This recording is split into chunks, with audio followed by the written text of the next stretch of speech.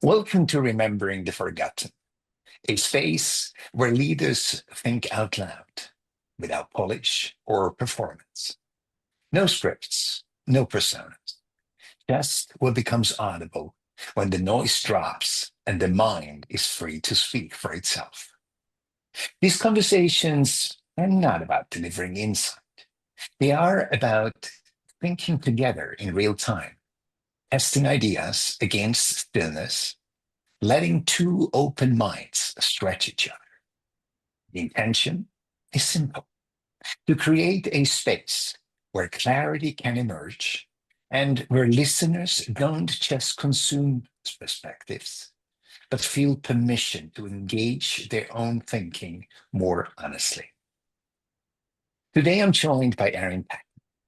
Erin works at the intersection of business strategy, feminine leadership, and metaphysical practice. She understands the pressures of achievement from the inside and the cost of sustaining it through force. But this conversation isn't about scaling for the sake of more or spirituality as a brand. It's about alignment as a lived discipline, about what happens when ambition no longer requires self abandonment, and how power reorganizes when flow replaces hustle. Erin brings a grounded clarity shaped by personal loss, rigorous training, and deep metaphysical study. She serves as a bridge between ancient wisdom and modern execution, helping accomplished women build businesses that honor their feminine essence rather than override it. This is a conversation about grace over grind, presence over performance, and leadership that emerges from wholeness, not pressure. And with that, Erin, I welcome you to this show. Well, thank you so much, Marcus, for having me on the show. It is such an honor to talk with you yet again. And I'm just really looking forward to talking more about the feminine leadership, talking more about why it's important in today's time, and also sharing why it's not just about women. Feminine leadership is not just about women, it's for everyone. So, yes, happy to jump into the Absolutely agree. conversation. Just so you know, if you want to join the conversation by camera again, your camera is off. Oh, Welcome back. okay. 1 second. Sure. So before we begin, when I speak of coherence, I'm pointing to a state where nothing inside is in conflict. Body, thoughts, emotions, and action align, moving as one. No push, no urgency, no fear driving the moment. And when I speak of stillness, I don't mean silence. I mean the part of you untouched by expectation or performance. The place that knows before the mind tries to manage it. And that's the ground I'd like us to meet on today.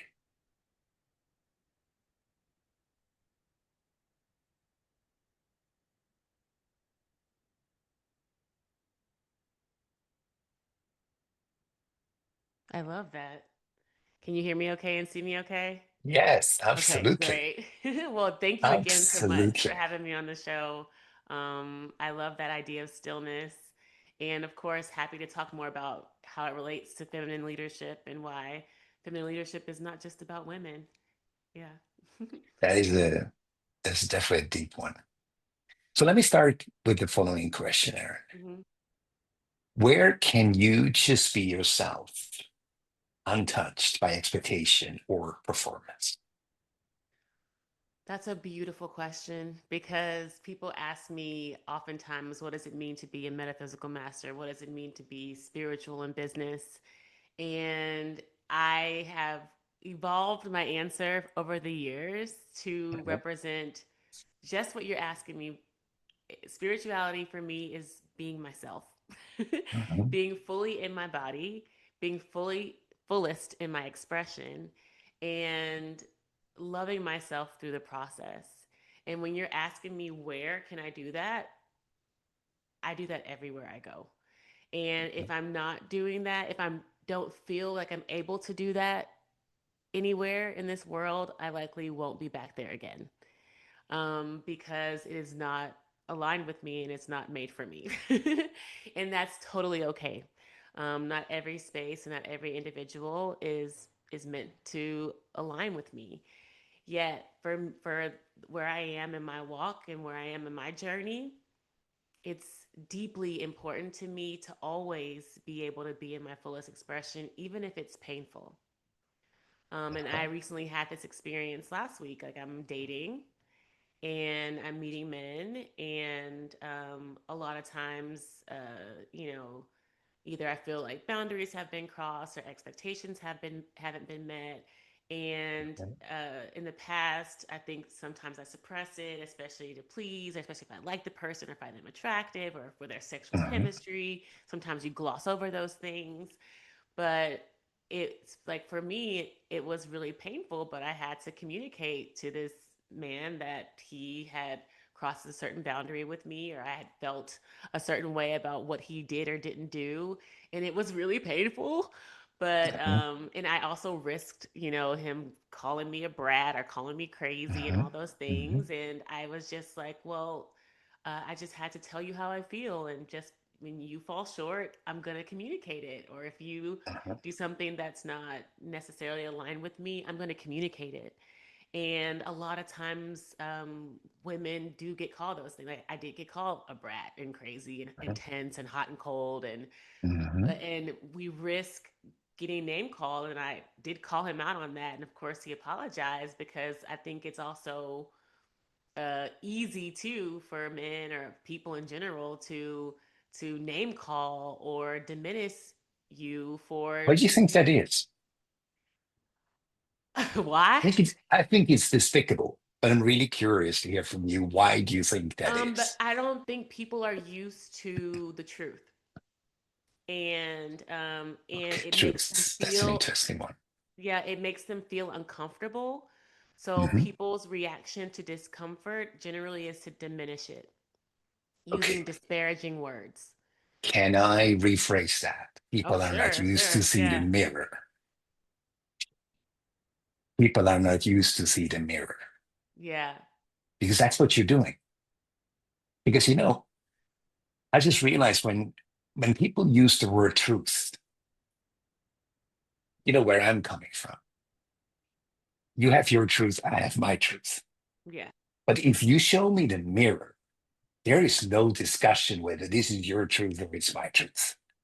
All you need to do is you just hold up that mirror long enough, and I can't ignore it anymore.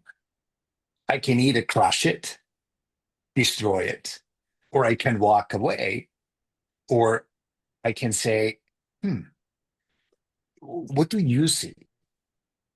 Because you know what's interesting? You see more than just what's being mirrored.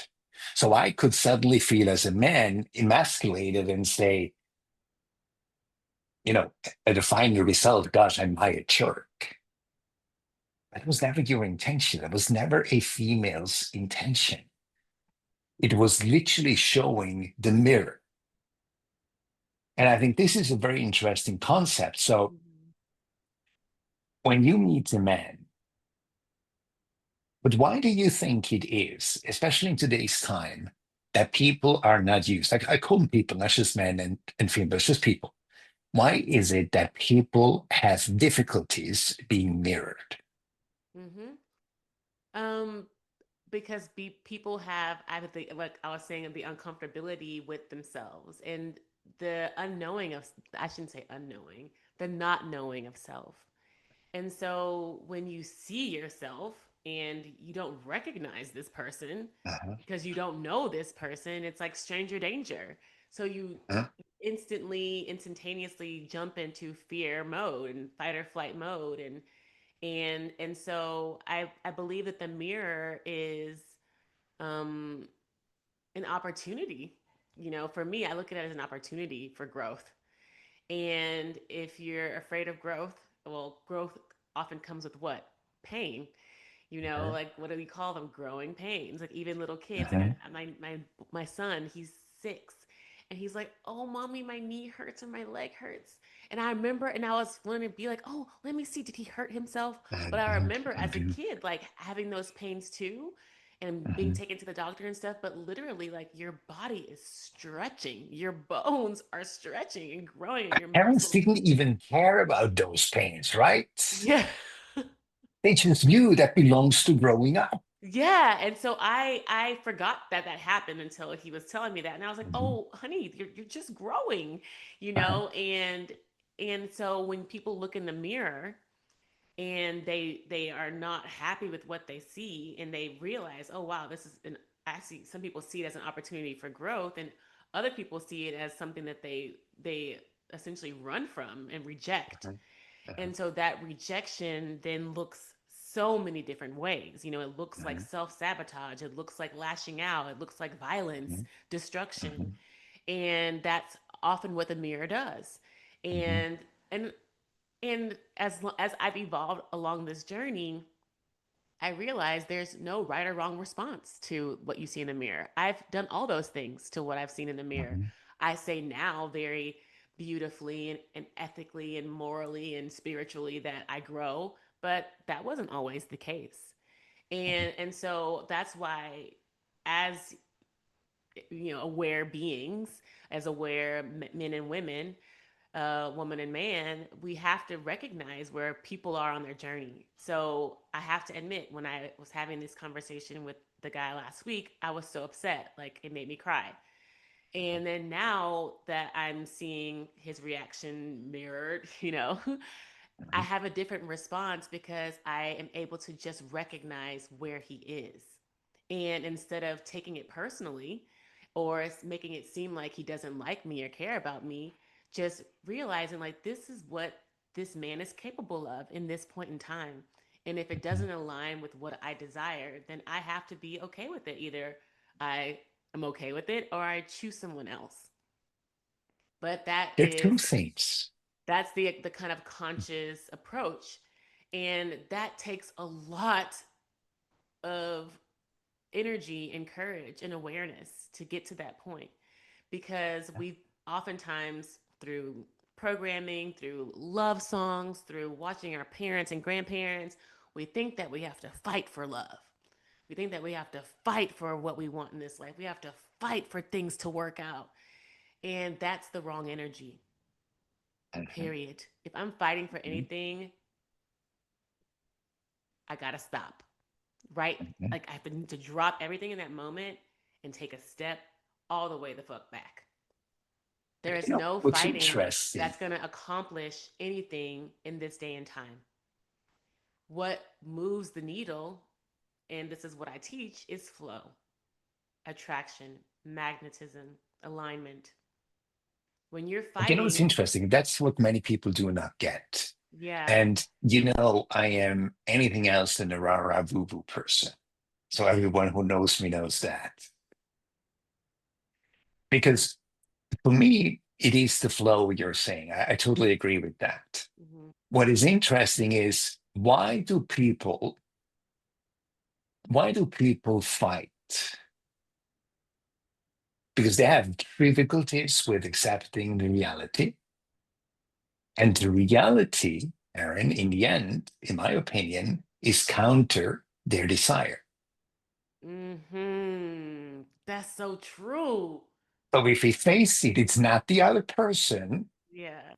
it is my desire. So, you know, I work with a lot of women, clients and coworkers, and quite often the statement came, but Marcus, this guy has so much potential. He could be. I said, yeah, that's exactly it. Good. But Marcus, I have to give him It's a not. chance. Chance for what? To disappoint you? To really get you to the point that you understand, yeah, he might have the potential, but he might not be there yet, might never be in this lifetime. Right. Because, and this is something people totally not understand, I would say almost, and forget. When we're born, We are all born with our executive functions fully functioning. So there is a seed which basically waits for nurturing, but that seed is in everybody's personality. So if not getting nurtured, you as a very sensitive woman, you feel that seed in that guy, but it's never been nurtured. So the question is, do you want to become a nurturer, or do you want to meet the man who has been nurtured already, Mm-hmm. so you can spend time with that person already being nurtured? That part. And so many people do not get that. For example, they see physical attractiveness or they see humor. But then there are the things, Erin, which you pointed out without pointing them out, which are a no go for you. Where you say, you know what, I used to have a little filter for myself. So whenever I met a woman, I closed my eyes and then the thing was absolutely clear because I have a foundation and relationship with my wife, which has been built for now almost 2 decades. No beautiful woman as ever she will be when I close my eyes comes ever close to what we have. So this is something for me which I really would like to gift every woman, every man who listens. Like when you're blinded by looks, close your eyes for a moment, listen to that person's voice, feel what you feel, and then see whether the attractiveness is still here. Because we're all getting older. Sooner or later, our looks go away, and then it really turns into real beauty. So it's very interesting. And I'm sure there are many women and men who listen who are in a similar situation like you are in a dating phase where they almost try to convince themselves, no, this guy actually has what I need, or he has what I require. But then to admit, no, he might not have it. It's interesting. So if you think back to a moment, what was a moment when your thinking quieted and clarity arrived on its own? Because I Related. assume you were not always this stillness, in this groundedness. Yeah, I would have to say that it's been certainly like an evolution, like I mentioned before. And for me, it got to the point where the pain in my life was so overwhelming that if I did not find a way That's to interesting. reverse the pain, then I could no longer move forward in this life, in this body. And so, that point happened for me, I would say about 8 years ago, 8 or 9 years ago. And it's why I call it like my Harvard to healing journey. Like I was Mhm. freshly graduated from Harvard Business School, Harvard Kennedy School of Government. I was launching my first company. I was doing it with a toxic romantic partner who was also my business partner, and all on my own with my own funding and my own with my own story. And I had just completely given all of myself away. Uh-huh. And I did not talk about looking in the mirror and see what it wasn't me. It wasn't Uh-huh. who I wanted to be for sure. Uh-huh. And then compounding that with my father, who I felt like was one of the most influential people in my life. Up until that point, I called him like my best friend, or he was at least the person who I felt understood me most and loved and adored me the most. Uh-huh. And he unexpectedly passed away, and that created a lot of grief for me, a lot of anger, particularly towards him. And then one of my best friends was murdered a month after he'd passed away. And then I'm still moving forward and pushing this business forward with this toxic partner. And the moment that I'm launching my products in a major department store, Macy's department store in Detroit, where I was living, I got a phone call from my mom's sister that you need to come home because your mom attempted suicide. So there were these kind of series of very traumatic, very painful events in my life where I'm literally losing the two people, like three people, if you that I felt like understood me the most, Mhm. literally, Mhm. literally. That makes sense. I never named it that way. They were gone. My mom has not Mhm. been the same since that weekend. Yeah, I sense So, that. Mhm. and so then I had to question, who am I? Mhm.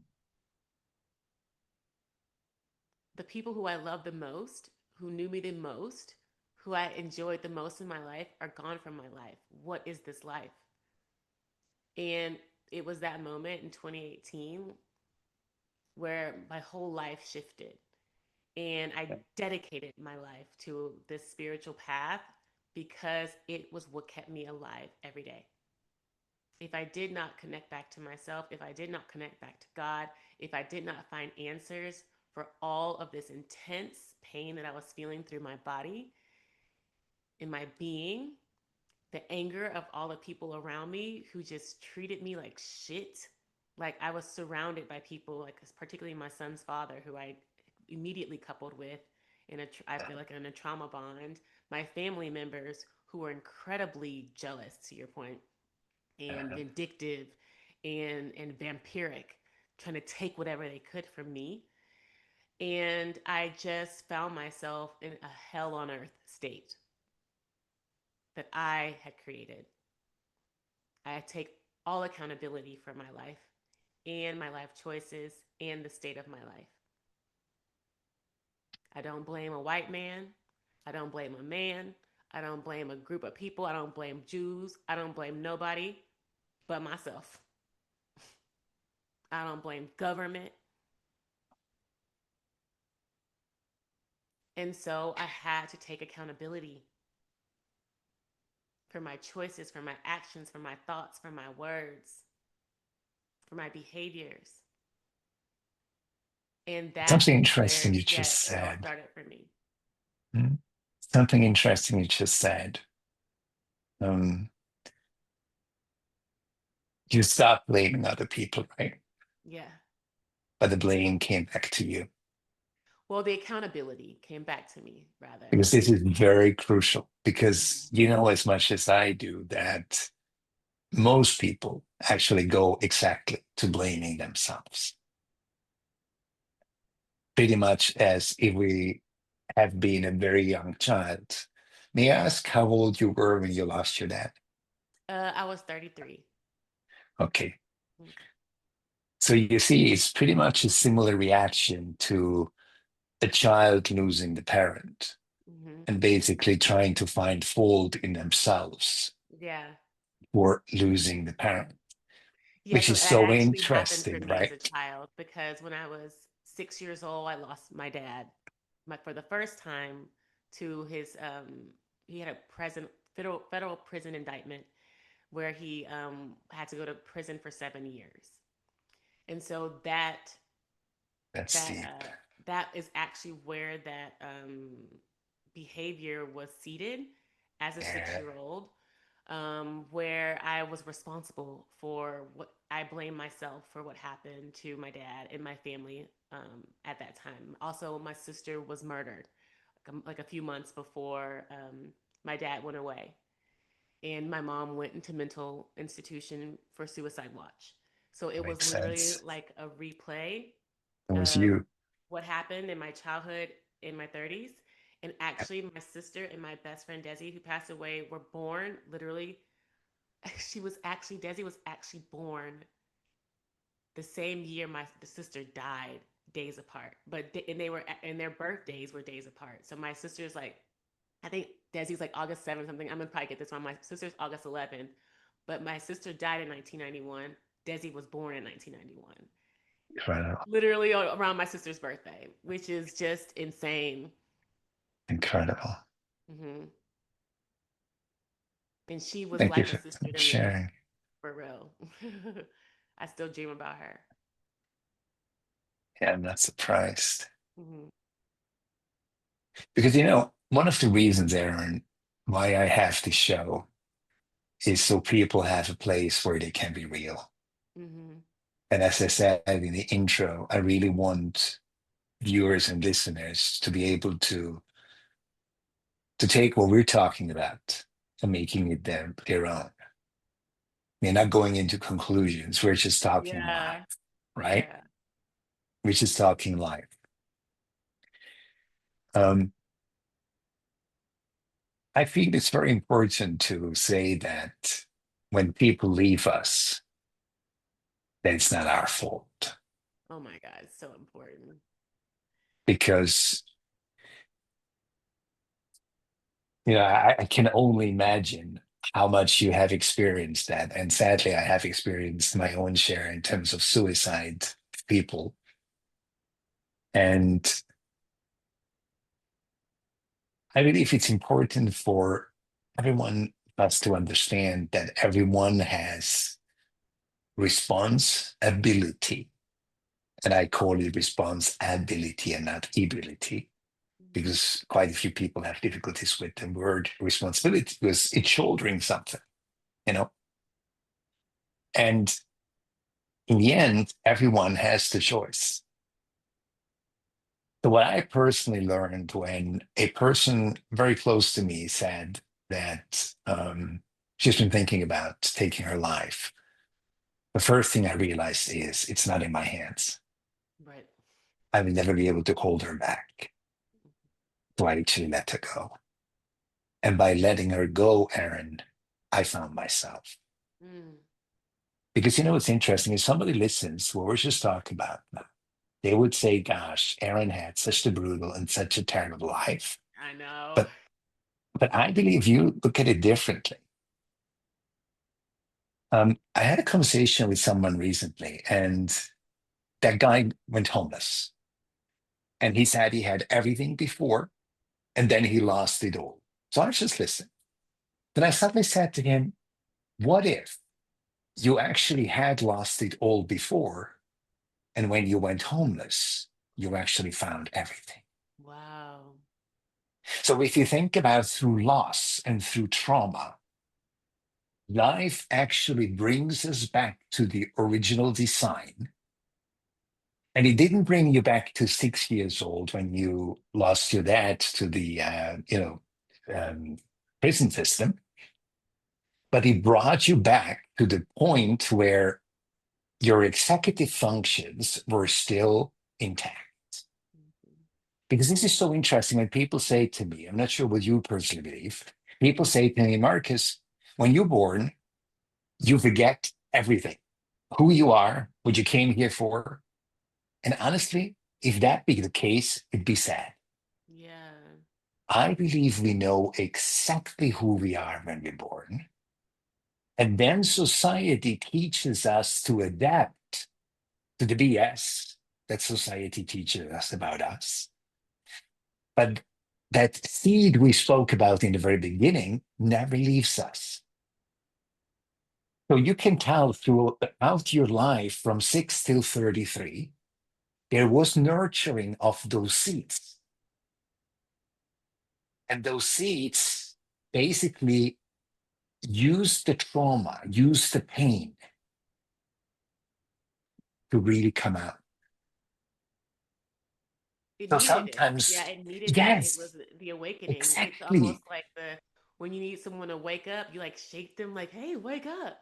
Like it's the pain that actually I mean, and it's so interesting because pain, I wish there was a different word for it sometimes because it's so associated with something that's negative and particularly in the medical community it's been really demonized. Like it's there are a whole, Let's use growth because yeah, that's there's what a it's whole all industry about. around pain mitigation, Of but in course, reality it's the pain that triggers the it's a growth. signal. It's a Yeah, it's a signal in the signal. end. It's a Yes, it is a signal. And so signal. it's Yes. not necessarily, and particularly in my Tai Chi journey, this is where I really learned how to listen to pain. Uh-huh. And because actually when you tap into the pain, it speaks to you. And Exactly. which sounds crazy to some people, I'm sure, but it's Mhm. just an experience that I've had, and other Uh-huh. people have had, many other people have had. And so for me it was the pain speaking to me that I need to be more me, back to your original question Uh-huh. about being Uh-huh. myself, the authenticity of showing up. And I was so far gone from Erin that Uh-huh. if you don't hear me, I can no longer exist in this body. That's what my Uh-huh. soul was pretty much telling me. Uh-huh. Because this Uh-huh. body is not Erin. This body Uh-huh. is not me. I mean, it's a beautiful manifestation and expression of me, but it is not me. And that's also something I learned in Tai Chi too. Like this, the pain is not me but mine. This body is not Uh-huh. me but Uh-huh. mine. Uh-huh. This anger, these feelings that I have, they're not me but mine. And Uh-huh. I had to learn that distinction in order to be able to work with what I was experiencing in life. Because we talk about pain, the pain in my life has it's just upgraded. Let's just put it that way. It never goes away. Just a few Uh-huh. months ago, I lost custody of my son, where it Uh-huh. wasn't just like, oh, custody flips and son gets to spend a little bit more time with dad. No, dad is like calling me a witch in Uh-huh. court, and insane and incapable of caring for my child. So it's literally like the language is so absurd that it's comical at this stage to me. At the time, it was incredibly painful. It was like stab me in the heart Violent. painful. Yeah, absolutely violent. Yeah. Rip my heart up my chest while it's beating Mm-hmm. painful. However, this is the level of discomfort that I need to be at in order to create systemic change in court systems across the fucking planet. Uh-huh. Like Uh-huh. this is the kind of situation you need to inspire that level of Uh-huh. action and inspiration and Uh-huh. motivation. Uh-huh. And this is actually what's happening for me. Which is interesting enough. I believe it's pretty much a political climate that goes into a very similar direction, right? No one Yeah. would have believed that this fucking mess would ever be possible, but it needed it for people to wake up Yes. and to say, you know what, this can never happen again. And what do I need to do? Talking about my responsibility, what is my Exactly. ability to respond to this type of signal, this pain? Exactly. Yeah. If your And I ability is, believe really signal is the right word because signal is neutral, you know? Like if you receive a signal, it can hurt in the beginning, but then you actually start to interpret it mm-hmm. and it suddenly turns into something beautiful. And in spiritual terminology, we say transmute it. And that's really Exactly. what's utilized in Tai Chi, is that all is energy. So if you're Yeah. having negative energy thrown at you, like in the yin and the yang, we talked about it, you take that energy, you transmute it, and then now you have double the force. Like Well, let at me first you're ask all you this something this about that. positive energy being, and now you've had more energy thrown at you that you're able to convert and then turn into an even more formidable force. So this And triggers a so, question in me, yeah. and I'm pretty sure what you're going to answer, but I want to hear it from you. This transmutation, I sometimes feel spiritual people are taking it a little bit too easy with this transmutation stuff. Hmm. You see where I'm going, right? I So you continue. have experienced so much pain. You didn't just, as Tai Chi speaks, take it and transmutate it in 5 minutes and you smiled, right? So transmutation is a freaking process. Yeah, it's alchemical. Exactly. And we need to go through that pain. Hmm. Because in that pain, in that signal is a message. Mm-hmm. And this is what I literally say, goodness me, if I look at people today, if they're female or male, if they are social butterflies, it's because they prevented themselves from going through that signal. I can say to myself, gosh, I need to turn it into something positive right away. No, why? Why? It is here for a reason. Especially if you don't even understand it. Like, how can you change it Exactly. if you don't even understand it? And And so that's for why people me, walk it's like zombies today, Erin. I still don't understand why what happened to me happened and why what happened to my son happened. So I'm still in that alchemical process. Like I'm literally going into courts, doing strategy, talking to massive amounts of people, working with people who are law experts. And this is part of that transmutation process that you're speaking to. It first happens sort of in the kind of in the mind. Like certainly like I've Uh-huh, had to first start to process and integrate, okay, this is my new reality. Like first of all, you kind of have to accept, like that's the first step is uh-huh, acceptance. uh-huh, Like accepting, because a lot of times people spend years in the resisting phase, like uh-huh. resisting what happened. Yeah. Well, luckily I'm not, I was able to move through that quickly where I'm able to just Uh-huh, accept it, and now I'm taking ballet classes and singing uh-huh, lessons uh-huh. and enjoying my life. Like one thing I wasn't going to do is punish myself for things that I could not control. So I was not going to stay in that resentful state, because what that all that is just self-punishment. And And again, so it's the anonymous alcoholic, right? It's a serenity yeah, prayer. like and or That's what that it too. comes down to. It's And a I've lived serenity in that prayer. state where I would go and get a drink. I would drink all my problems away. Like I was a Uh-huh, number one happy hour queen. Like we had a problem uh-huh, today, let's go get a drink. uh-huh, That I realized I tried to do that though. You know, you try uh-huh, it all again because we've been uh-huh, programmed. I tried the partying. I tried to go out. I did all those things with my friends. I kid you not, my birthday weekend, I did this in November. uh-huh. I'm It not was it, surprised. it was such a disaster.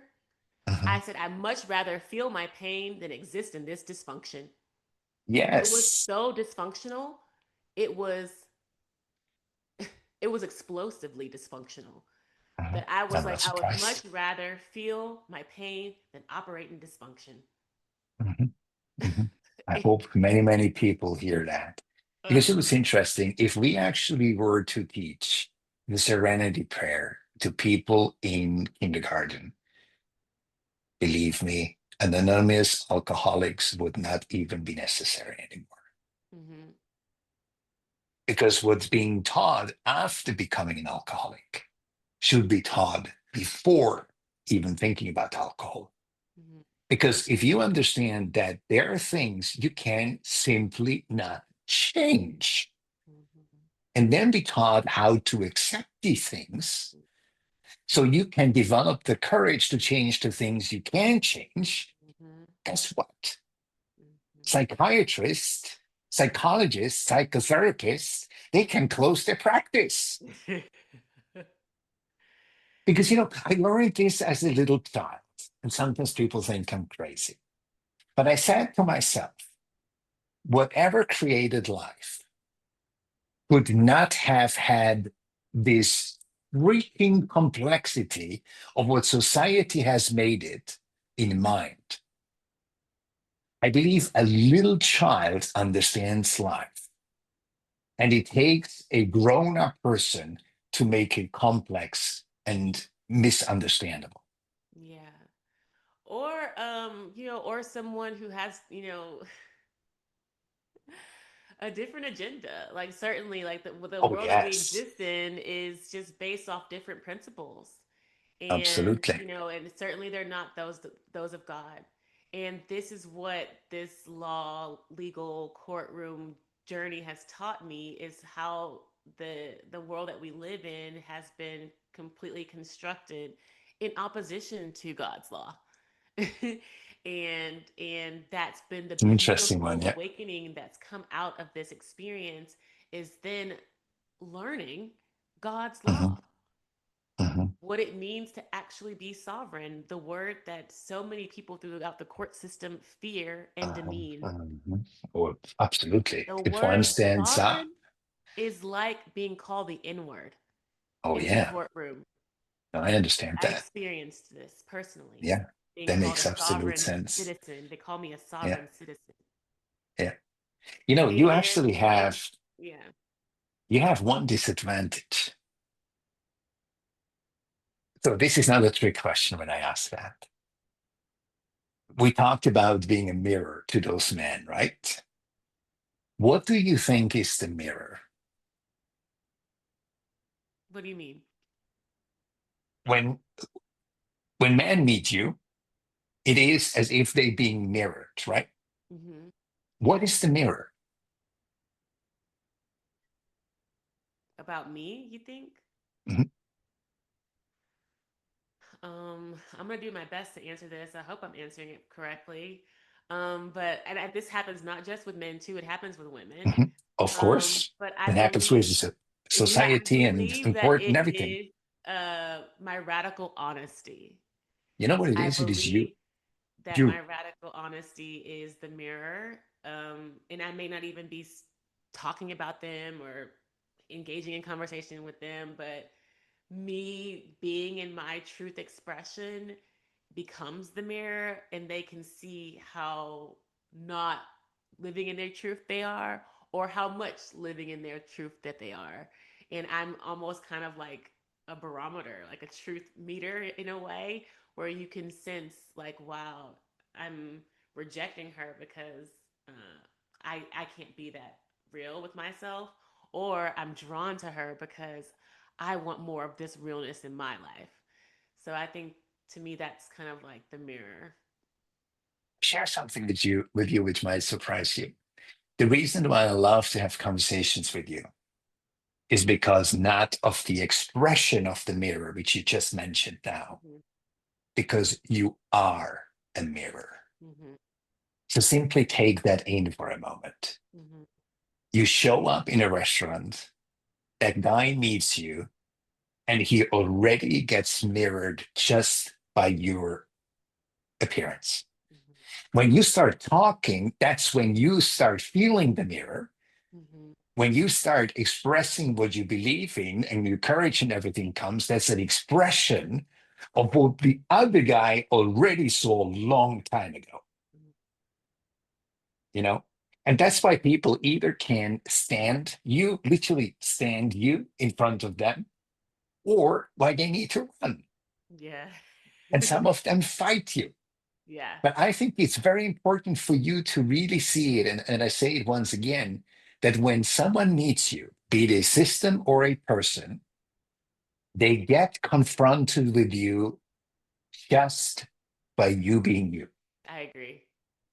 And that is extremely powerful. So I want to be absolutely mindful of your time. So I have just one question before we part. If you think back to before 9 years, if someone feels overwhelmed right now, what would you want them to remember or return to? Mm.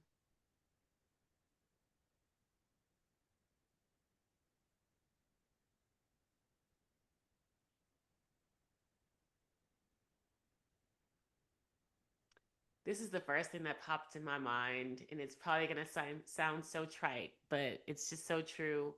I would just say return to nature.